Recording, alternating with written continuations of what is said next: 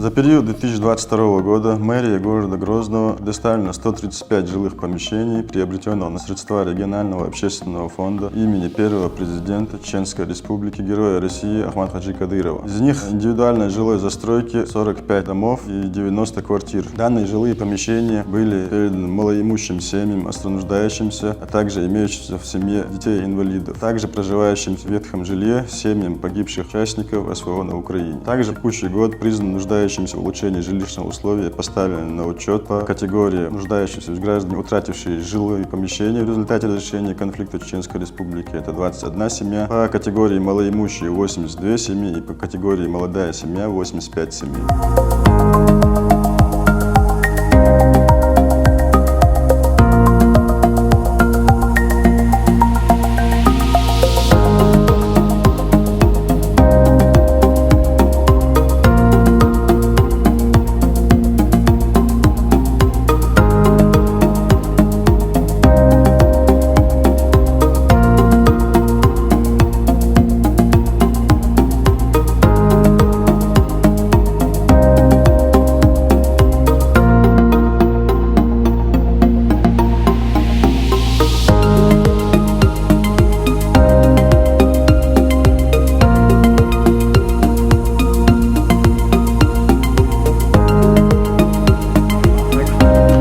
Текущий год региональным общественным фондом имени первого президента Героя России Ахмата Хаджи Кадырова Далгазу Молдольцу регулярно оказывалась необходимая помощь малоимущим и остронуждающимся семьям с инвалидами, сиротами, семьям погибших сотрудников. Кроме того, оказана помощь социально ориентированным некоммерческим организациям и обществу слепых в создании учебного класса по изучению Корана по методике Брайля. Также ежегодно воспитанникам коррекционных школ и маленьким пациентам реабилитационных центров в преддверии новогодних праздников от регионального общественного фонда имени первого президента Героя России Ахмата Хаджи Кадырова Далгазу Молдольцу вручаются сладкие подарки и различные игрушки.